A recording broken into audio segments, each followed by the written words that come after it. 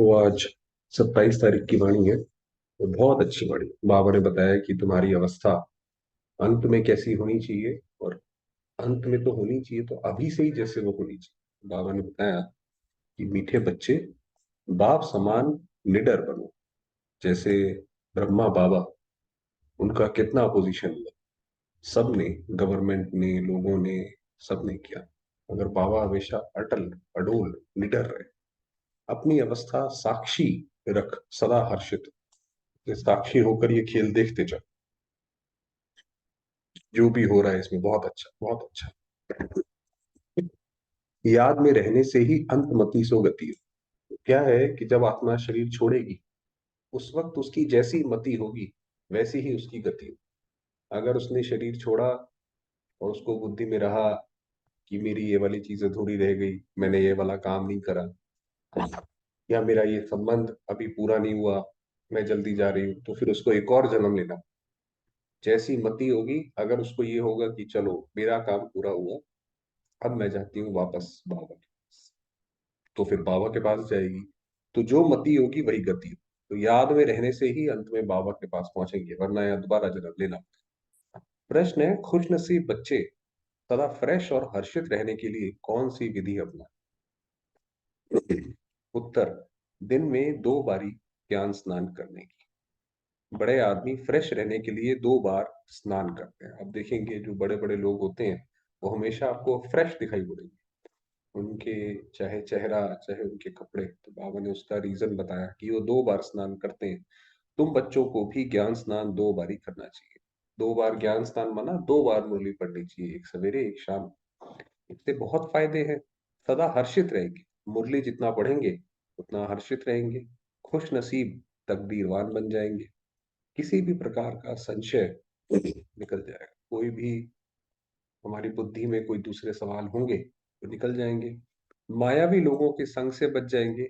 हमारे साथ बाकी लोग आ जाते हैं, तो कई बार हम सोशल प्रेशर में आके भी या उनके साथ संगत में रह के भी कई काम ऐसे कर देते हैं जो हम नहीं चाहते हैं, तो उनकी संगत से बच जाएंगे। बाप और टीचर खुश होंगे। शिव बाबा, जो हमारा माता पिता, बाप टीचर है, बाप दादा, वो खुश होंगे। गुलगुल बन जाएंगे, अपार खुशी मिलेगी।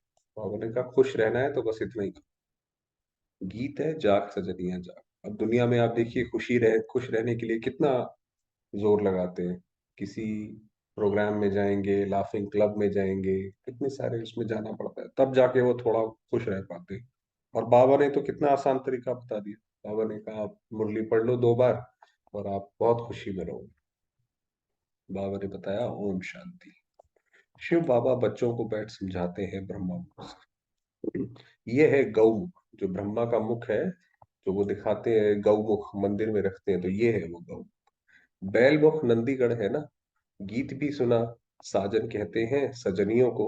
अब सजनिया सिर्फ फीमेल तो नहीं, ये मेल्स भी सजनिया। हम आत्माएं सारी ही बाबा की सजनिया है। बाबा हम सब आत्माओं का साजन है। ऐसा नहीं है शरीर से उसका कोई लेना देना नहीं है। जो भी भक्ति करते हैं, भगवान को याद करते हैं, तो हो गई सजनिया। साजन तो एक है। साधु भी साधना करते हैं भगवान से मिलने की, तो वह भी सजनिया ठहरे। माना जैसे सारी आत्माएं जब बाबा से जैसे बिछुड़ के नीचे आई, तो अब सारी बाबा को याद करती हैं वापस जाने के लिए, तो सारी सजनिया है। वह एक भगवान कौन? एक तो कहा जाएगा गॉड फादर को। जैसे वर, राजा को आना पड़ता है बन्नी को ले जाने के लिए। आप देखिए जैसे शादियों में भी ये रस्म होती है कि जो वर होता है वो लेने के लिए आता है, और फिर वो दुल्हन को ऊपर स्टेज पे या जैसे ले जा। बाबा ने कहा ये होता है कि राजा आता है लेने के लिए। तो ये सब है वन्नियां। ये सारी जितनी भी आत्माएं, हम भी हैं, सारे के सारे जैसे सजनियां हैं, वन्नियां हैं, स्त्री। साजन को याद करती हैं तो जरूर आना पड़ेगा। अगर हम बाबा को याद करते हैं, सारे ही याद करते हैं, तो बाबा कभी ना कभी तो आएगा ही। एक के लिए तो नहीं, सबके लिए आना पड़ेगा, और सभी सजनियां दुखी हैं। बाबा जब आते हैं तो किसी एक ने याद करा इसलिए नहीं, तो सारी आत्माएं दुखी हैं। और हर एक आत्मा अपने अपने तरीके से, चाहे पहचानती नहीं है मगर बाबा को पुकारती है, तो बाबा सभी को लेने के लिए आते हैं। कोई ना कोई रोग बीमारी आदि होगी जरूर।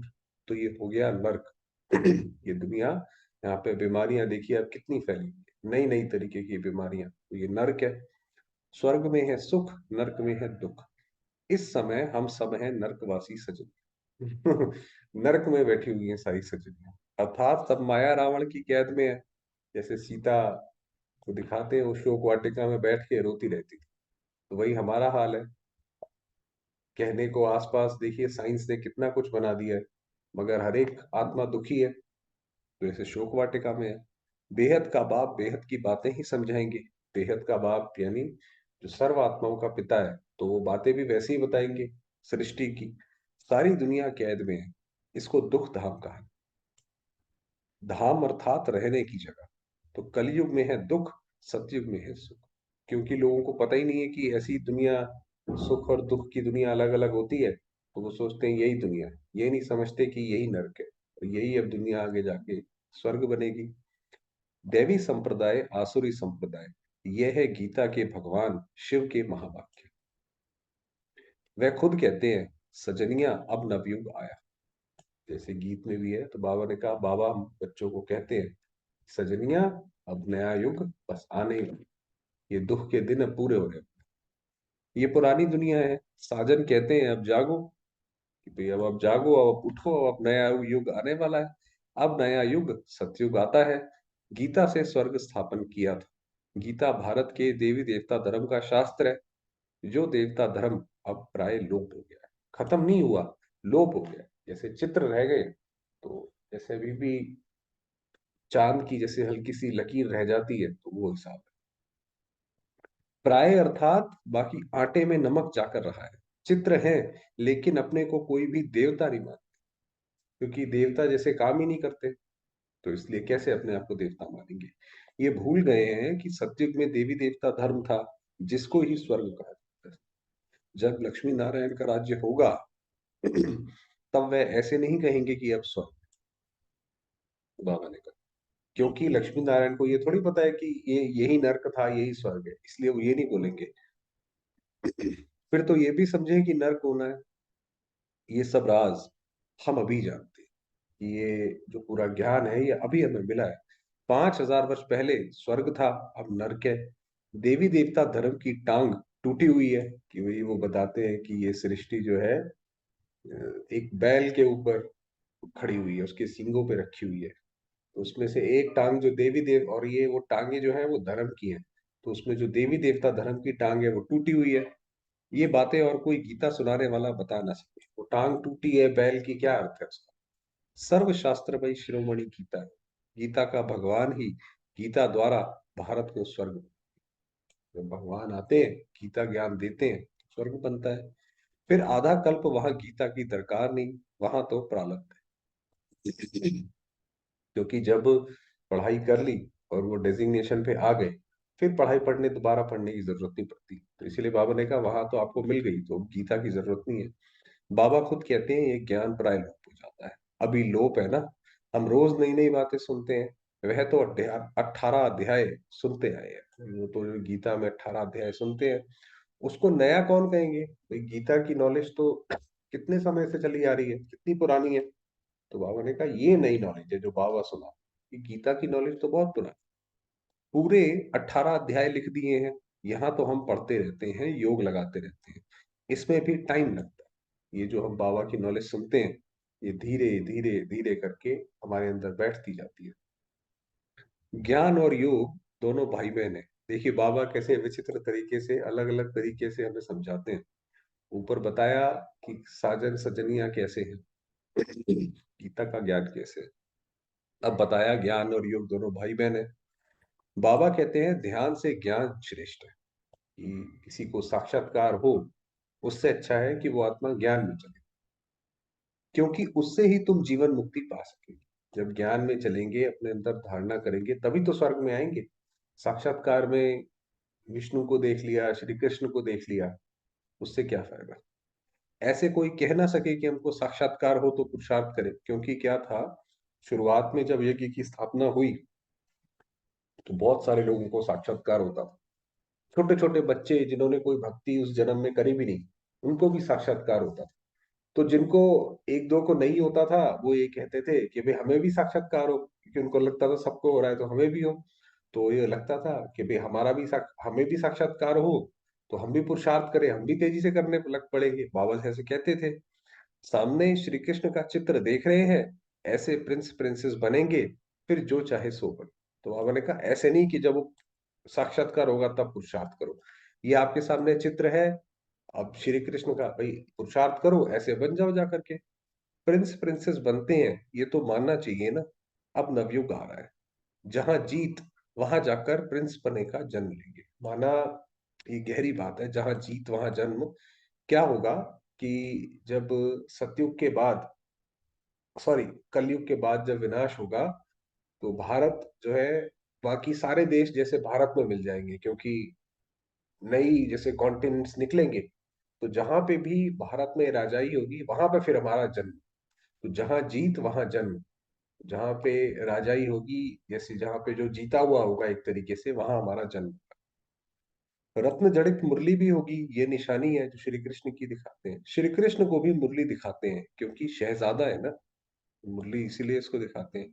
बाकी वहां ज्ञान की कोई बात नहीं। ऐसा नहीं है कि श्री कृष्ण ने ज्ञान दिया या श्री कृष्ण को पूरा ज्ञान है, ऐसा नहीं है।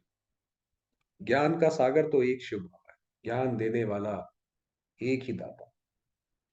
क्योंकि अगर देवताओं को ज्ञान पता पड़ जाए कि ये यहाँ पे पहले नर्क था या नर्क आएगा, तो उनकी तो राजाई का सुख चला जाए। इसीलिए ऐसे है।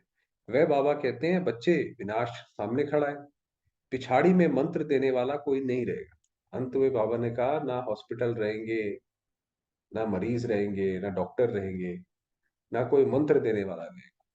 अंतमति सो गति गाई हुई है ना। अंत में मेरी याद रखेंगे तो गति मिल जाएगी, क्योंकि मंत्र देते हैं कि जब मरो तो वो मंत्र जापो, जपो। बाबा ने कहा ये मंत्र कोई काम नहीं आएगा अंत में, अंत में मेरी याद काम आएगी। तुम आजकल करते आए हो, आजकल माना कि चलो कल से कर लेंगे, चलो कल से कर लेंगे। दो चार इत्तेफाक दिखाऊंगा कि कैसे अचानक मनुष्य मरते हैं, उस समय मंत्र तो याद कर नहीं सके। बाबा ने कहा अभी ऐसा होगा दो चार। हमारे सामने अभी ये टर्की में भी ऐसे भूकंप आया, कितने लोग मर गए, पता थोड़ी पड़ा। कोई कोई भूकंप बता के तो आया नहीं पहले। तो बाबा ने कहा उस समय अगर शिव शिव शिव शिव बोलेंगे, उस समय सोचेंगे कि हम कर ले, तो हो नहीं पाए। समझो अचानक छत गिर पड़ती है, उस समय याद कर सकेंगे? धरती हिलेगी, उस समय तो हाय हाय करने में लग जाएंगे। क्योंकि अगर हमारी अवस्था नहीं होगी और ऐसा कुछ हुआ, तो हम भी फिर भागने लग जाएंगे इधर से उधर। लगेगा भाई यहीं पे ही कहीं ये छत ना गिर पड़े। बहुत समय से प्रैक्टिस होगी, तो फिर उस समय अवस्था हिलेगी नहीं। तो जब हमें ये बहुत समय की प्रैक्टिस होगी कि कैसी भी परिस्थिति हो, क्या भी हो रहा हो, हम उसके अंदर अपने आत्मिक स्वरूप में टिक जाए, तब वो वहां पे काम आएगा। साक्षी हो, हर्षित मुख बैठे रहेंगे, तो बाबा ने कहा आप जो है, पूरी दुनिया इधर से उधर दौड़ेगी कि ऐसा कर ले वैसा कर ले, और आप जो है आराम से बैठे हुए। मनुष्य तो थोड़ा आवाज से डर के मारे भाग जाए। बाबा ने कहा दुनिया वाले तो बहुत, उनका जो है दिल कमजोर होगा, हल्का सा कुछ होगा तो बाबा ने कहा उनको वैसे ही हार्ट अटैक आ जाए। तुम कभी भागेंगे नहीं, डरने की बात नहीं है। तो इसीलिए बाबा ने कहा हमें क्यों डरने की बात है, भाई शरीर छोड़ना है, कल नहीं छोड़ेंगे, आज छोड़ेंगे, जाएंगे बाबा के पास। इसमें क्यों हम जो है परेशान हो या हमें डर लगे, ऐसी अवस्था बनानी है। तो जैसे बाबा निडर है, बच्चों को भी निडर करना है। जैसे ब्रह्मा बाबा निडर थे, किसी ने कितना भी विरोध किया, कुछ भी किया, उसमें यज्ञ में तो बाबा के अपने बच्चे भी थे, अपनी बच्ची भी थी, मगर नहीं, किसी चीज का डर नहीं। जब हम बाबा के बन गए, तो बाबा हमारा रक्षक है। बाबा कहते हैं बच्चे, अब नवयुग आ रहा है, अब अपने को इंश्योर कर दो। इंश्योरेंस, जैसे इंश्योरेंस लेते हैं ना, कि भाई कोई मर गया तो उसके बाद उसको धन दौलत मिलेगी, उसी तरीके से अब अपने आप को, जो भी हमारे पास तन मन धन है, जो हम चाहते हैं भविष्य में मिले, तो उसको इंश्योर कर दो, तो भविष्य में मिल जाएगा। सारे भारत को तुम इंश्योर करते हो, बाप से ताकत लेकर भारत को तुम इंश्योर कर रहे हो। तो बाबा से जो ताकत हमें मिल रही है, उसी के वजह से भविष्य में भारत में ये धन धान्य संपन्न हो, भारत हीरे जैसा बच जाएगा। फिर उसमें भी जितना जो लाइफ को इंश्योर करेगा, तन मन धन सब इंश्योर हो जाए। बाबा ने कहा ये जैसे ये सृष्टि तो डूबता जहाज है, इसके अंदर से जो निकाल निकाल के आप इस समय भगवान के मददगार बन सको तो वो भविष्य में काम आएगा, वरना तो वो सब डूब ही जाएगा। बाबा कहते हैं ये ज्ञान प्रत्यक्ष फल देने वाला है। जैसे सुदामे का मिसाल है, झट महल देखे तो प्रत्यक्ष फल हुआ ना। अभी सुदामा का बताते हैं, उसने दिए मुट्ठी भर चावल और फिर श्री कृष्ण ने उसको महल दे दिए। प्रिंस प्रिंसेस का भी साक्षात्कार करते हैं। यहाँ तो पहले बहुत साक्षात्कार होते थे हमारे यज्ञ में, तो अब तो खैर बंद हो गए, मगर पहले तो बहुत होते थे। जैसे दिवाली पर भी साक्षात्कार हो गए, ऐसे ऐसे साक्षात्कार होते रहते थे। फिर प्रिंस प्रिंसेस तो सतयुग में भी हैं, त्रेता में भी हैं। ये थोड़ी समझ सकेंगे कि हम कहाँ के प्रिंस बनेंगे, तो जब ऐसा तो नहीं पता पड़ेगा इतना। सब सूर्यवंशी तो नहीं बन सकेंगे, सारे तो नहीं बन सकते सूर्यवंशी। ये सब है साक्षात्कार। बाकी आत्मा कोई निकल कर जाती नहीं। जब साक्षात्कार होता है, जब देखते हैं अपने आप को कि हम स्वर्ग में हैं, तो ऐसा नहीं ये आत्मा ने शरीर छोड़ा और वो स्वर्ग में चलेगी। स्वर्ग और कहीं थोड़ी है, वो तो यहीं पे ही स्वर्ग आएगा। तो ऐसा नहीं है आत्मा ने शरीर छोड़ा, शरीर नहीं छोड़ती आत्मा। ये साक्षात्कार की ड्रामा में नूंद है। सोल को बुलाते हैं, तो ऐसे थोड़ी आत्मा कोई शरीर से निकल जाती है। जैसे आप पहले ये प्रथा होती थी कि पंडितों में ब्राह्मणों में दूसरी आत्माओं को बुलाया जाता था। जिनका कोई घर छोड़ के जाता था तो वो बुलाते थे उनको। तो ऐसे नहीं कि वो आत्मा आई ये छोड़ के चली गई, क्योंकि शरीर बिना आत्मा के एक सेकंड भी नहीं रह सकता, वो तो शरीर से डेड हो जाएगा। फिर तो वह शरीर रह ना सके। ये सब साक्षात्कार है। बाबा भिन्न भिन्न रूप से साक्षात्कार कराते हैं। नूंद है तब सोल आती है, माना ऐसे ड्रामा में लिखा हुआ है तब आती है सोल। ये ड्रामा का राज समझना है। नई बातें हैं ना, तो क्लास में भी रेगुलर आना। ये जो बाबा की क्लास है इसमें रेगुलर आए। तुमको मालूम है बहुत अच्छे अच्छे आदमी 2 बारी स्नान करते हैं फ्रेश रहने के लिए। ये भी ज्ञान स्नान 2 बारी करने से फ्रेश। जब हम बाबा की मुरली भी बार बार पढ़ेंगे तो हमारे मन में खुशी बढ़ेगी। 2 बारी ज्ञान स्नान करने से बहुत बहुत फायदा है। नहीं तो मुफ्त में अपनी बादशाही गंवा देंगे, वरना जो हमें सतयुग में जो हम पद ले सकते हैं वो गंवा देंगे।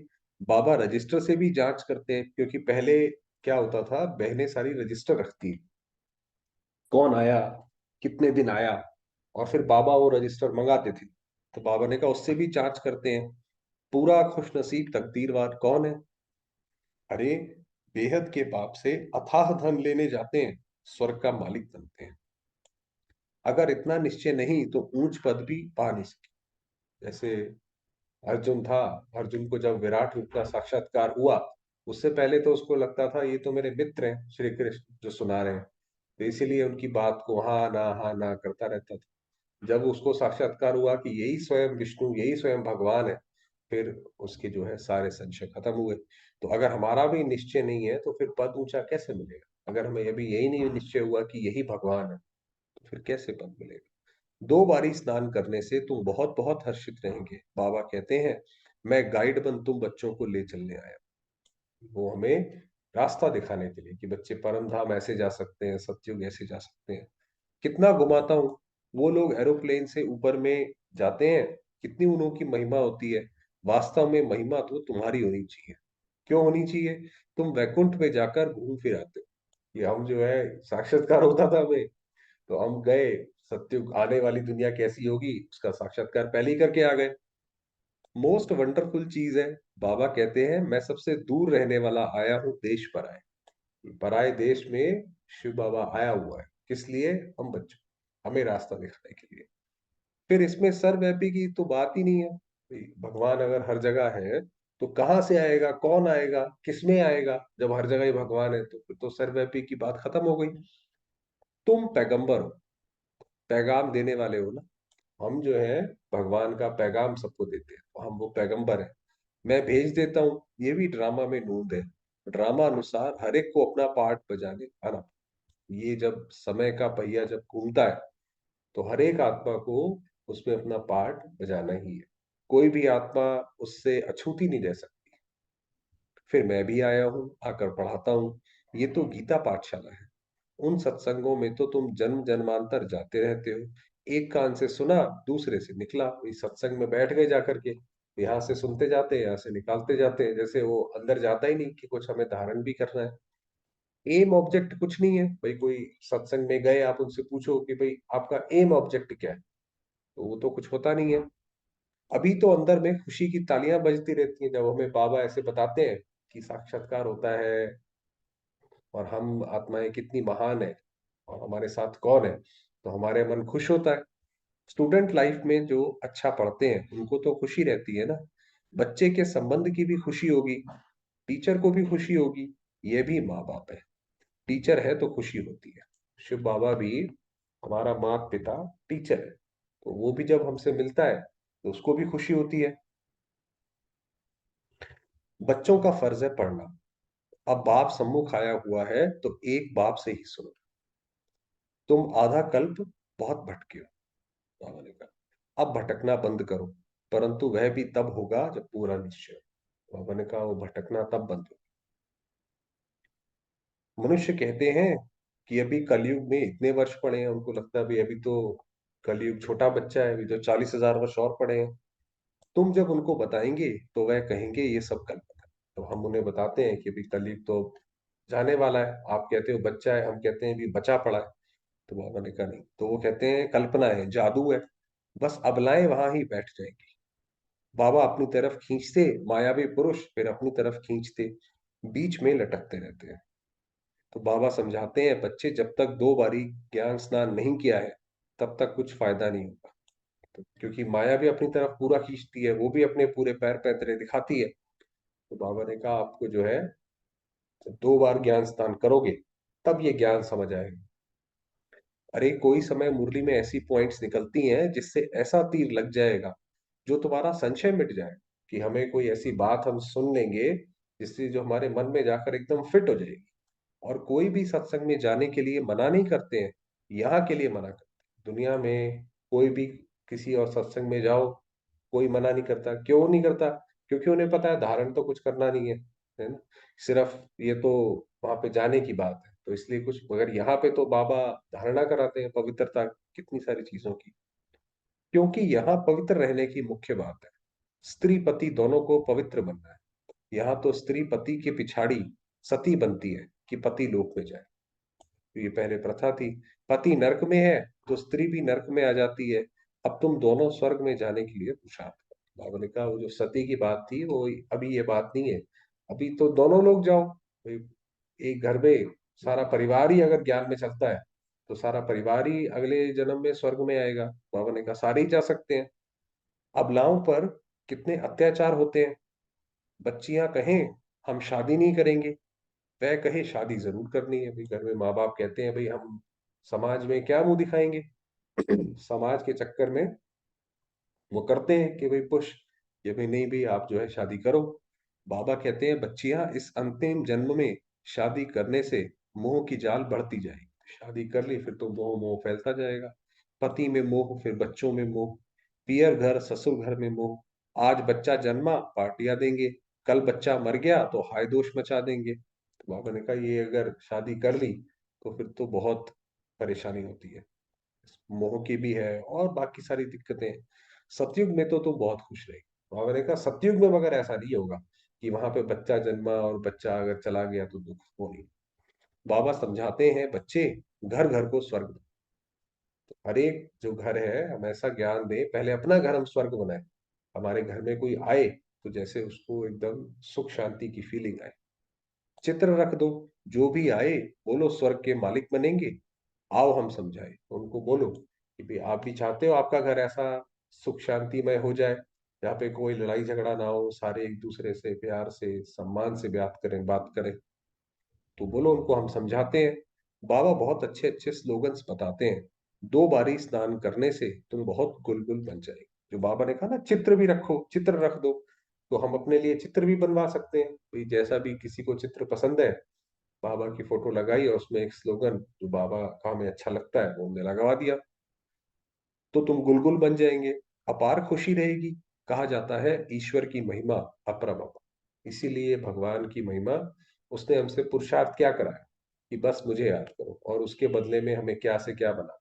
इसलिए बाबा ने कहा उसकी महिमा अपरम। तो तुम्हारे खुशी की महिमा भी अपरंपार हो जाएगी। तो हमारी खुशी भी जो है जैसे सातवें आसमान पर पहुंच जाएगी। गीता की महिमा भी अपरंपार है। तुम कहेंगे गीता से हम स्वर्ग का मालिक, एक परमात्मा के सिवाय कोई ऐसे कहेंगे नहीं कि जाग सजनिया जाग। अब ये दूसरा पैराग्राफ है। ऊपर तो बताया कि घर घर को स्वर्ग बनाना है। बाबा ने कहा कि एक बाबा के अलावा कोई जाग सजनिया जाग नहीं कह सकता। अब सत्युग आ रहा है, मैं क्षमा तुम्हारी जोत जगाने आया। ये दादा भी अभी पुरुषार्थी है, ब्रह्मा बाबा वो भी पुरुषार्थी है। बाबा तुम्हें नए युग के लिए नई कहानी सुनाते हैं। कितना अच्छा गीत है, ये रास्ता ही नया है। बाबा ने कहा ना, ऊपर भी बताया था कि ये रास्ता ही नया है। वह लोग कहते हैं शास्त्रों से ही भगवान का रास्ता मिलेगा, फिर कह देते हैं सब ईश्वर ही ईश्वर है, उसकी महिमा है, भाई कहते हैं भगवान का रास्ता मिलेगा। और फिर जब ये बोल दिया हर एक ईश्वर है, भाई हम भी ईश्वर तुम भी ईश्वर, तो फिर कहाँ भगवान की बात रह गई? तो रास्ते की बात कहाँ रह गई? हम तो दुनिया में आए हैं खुशी मनाने, कुछ भी खाओ पियो मौज करो, आत्मा पर लेप शेप नहीं लगता। इस दुनिया में तो अगर कोई सन्यासी कहने लग जाए कि आप हमारे यहाँ आओगे तो ये नहीं खा सकते वो नहीं पी सकते, वहां तो कोई आएगा ही नहीं। उन आएगा नहीं तो कोई को धन भी नहीं देगा। तो इसीलिए वो तो कहते हैं भाई आप दुनिया में आए हो मौज मस्ती करने, ये जो मर्जी खाओ पियो, आत्मा का क्या है? शरीर में चढ़ता है, और वो भी आप गंगा में जाओ वो भी स्नान करके धो लो। तो अपनी गंदी तृष्णाएं पूरी करने के लिए आत्मा निर्लेप कह देते हैं, भाई कहते हैं भाई आत्मा निर्लेप है, आत्मा के ऊपर कुछ नहीं चाहिए। ऐसे भी संग में कभी फंसना हो। तो आपने कहा ऐसा कोई संग हमें कोई राय दे तो वो गलत है, ऐसे थोड़ी है। अगर इतनी ही बातें सारी सही होती, जो संसार की जो आज हालत है कि एक जैसे बारूद के ढेर पे हम बैठे हैं, तो ऐसा किस लिए है? ऐसे थोड़ी है कि आत्मा के ऊपर कोई लेप शेप। बाकी समय हुआ है, वरदान। तो मीठे मीठे सिकी लगे बच्चों प्रति माता पिता बाप दादा का याद प्यार और गुड मॉर्निंग। रूहानी बाप की रूहानी बच्चों को नमस्ते, और हम रूहानी बच्चों की रूहानी बाबा को याद प्यार नमस्ते। वरदान दिया, तन मन और दिल की स्वच्छता द्वारा, क्योंकि ऊपर बोला ना स्नान, उसी से रिलेटेड है वरदान। तो तन मन और दिल की स्वच्छता द्वारा साहिब को राजी करने वाले सच्चे होली हंस बनो, बाबा को राजी करो। कैसे? तन मन और दिल की स्वच्छता। क्या मतलब है? स्वच्छता अर्थात मन वचन कर्म संबंध सब में पवित्रता। हमारे सारे जो रिलेशंस हो, हमारे जो भी विचार हो, उन सब में पवित्रता हो। पवित्रता की निशानी सफेद रंग दिखाते हैं। आप होली हंस भी सफेद वस्त्रधारी, साफ दिल अर्थात स्वच्छता स्वरूप। तो होली हंस, हंस जो है सिर्फ रत्न चुभता है, तो इसलिए जो है होली हंस। इसीलिए बाबा ने कहा आपके वस्त्र भी सफेद है, हमारा दिल भी सफेद है। तन मन और दिल से सदा बेदाग अर्थात स्वच्छ हो। साफ मन और साफ दिल पर साहिब राजी होता है। जब हमारा मन साफ है तो बाबा राजी है। उनकी सर्व मुरादें अर्थात कामनाएं पूरी होती हैं। हंस की विशेषता स्वच्छता है, इसलिए ब्राह्मण आत्माओं को होली हंस कहा जाता है। जैसे हंस आप देखिए बिल्कुल साफ सुथरा सफेद, वैसे ही हम भी जो है, बाबा ने हमारी ड्रेस भी इसलिए सफेद ही रखी हुई है। तो बाबा ने कहा आपका मन भी साफ हो, सब कुछ साफ हो, कोई दाग ना हो। स्लोगन है, जो इस समय सब कुछ सहन करते हैं वही शहंशाह बनते हैं। ये देखिए कितना, दुनिया के हिसाब से आप देखिए तो कितना अलग स्लोगन, कि जो सहन ज्यादा करेगा वही आगे जाके महाराजा बनेगा। ब्रह्मा बाबा ने सबसे ज्यादा सहन किया तो वो नंबर वन आत्मा बने। तो जितना जो कोई सहन करता जाता है खुशी से, ये नहीं कि सहन कर रहे हैं और मन में रो रहे हैं और मन में दूसरे को कर्ज कर रहे हैं, वो कोई सहन करना थोड़ी होता है। वो तो आप ऊपर से नहीं कर रहे हैं, अंदर से कर रहे हैं। मगर एक सहन शक्ति के रूप में सहन, तो बाबा ने कहा वही फिर शहंशाह, वैसे करना है। चलिए थोड़ी देर बाबा को याद करें।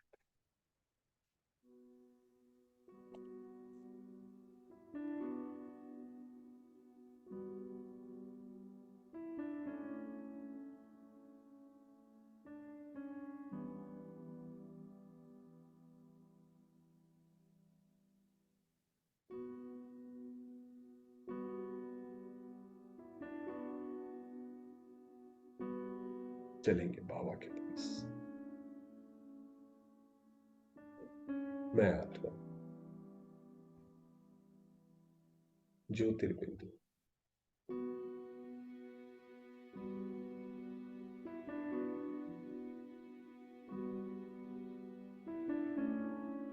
ये मेरा लाइट का शब्द।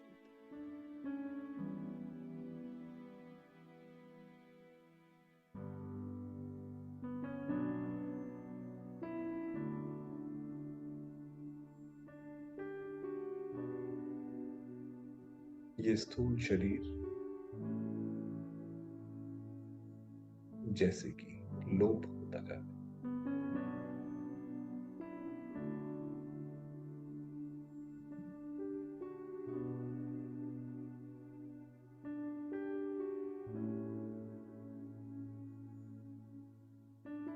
केवल मैं आत्मा।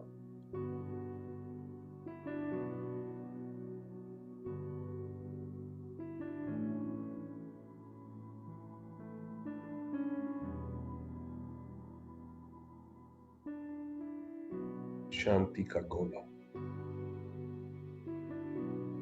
शांति की किरणें चारों ओर फैला रही।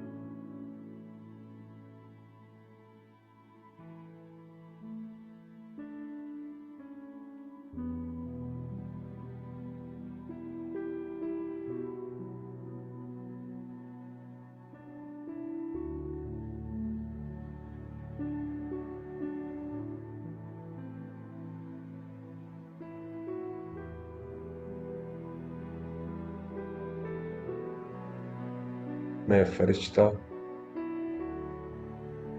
इस शरीर से, इस सृष्टि से उपराम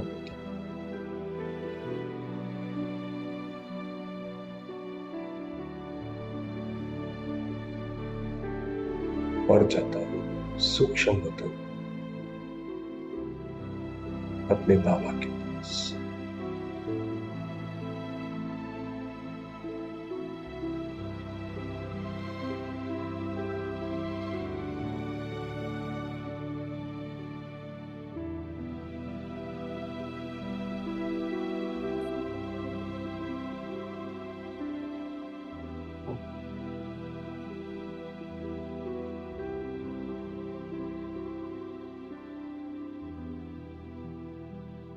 मेरे सामने ब्रह्म तन में शिव बाबा,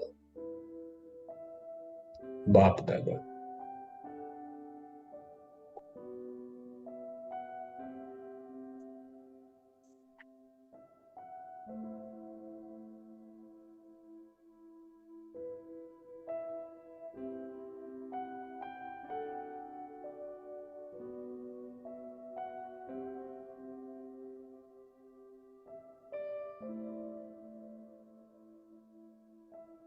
उनकी अलौकिक दृष्टि मुझे आत्मा पर पड़ रही।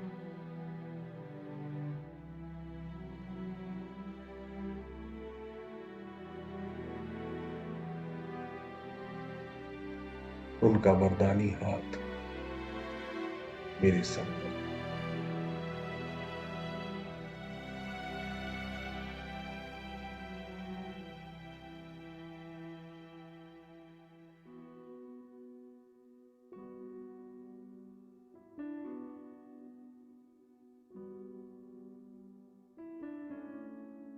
बाबा की शक्तियों को स्वयं में समाती जाती।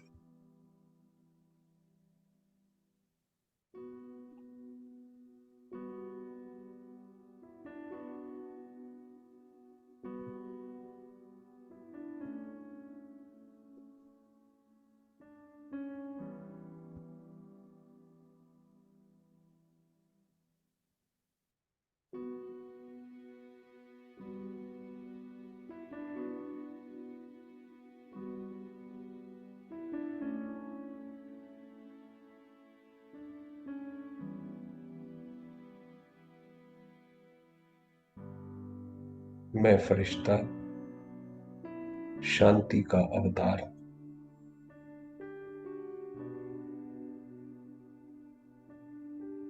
Piece messenger.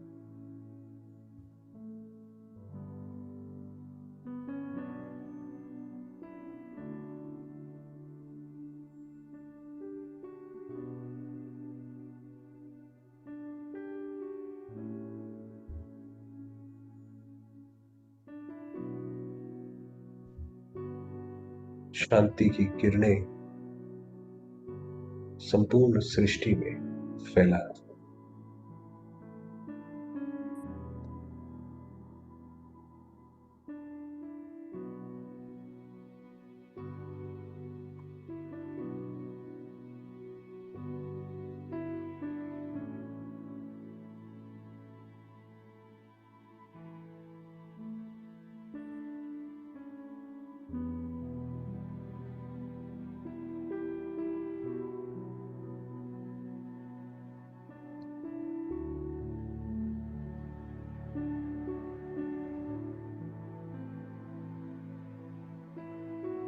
समूची सृष्टि शांति की किरणों से प्रकाशित है।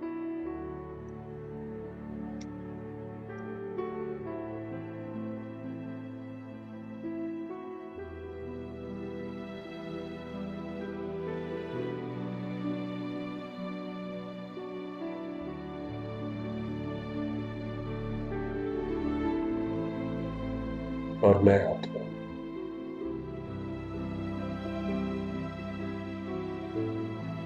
बाबा के स्नेह में समाई।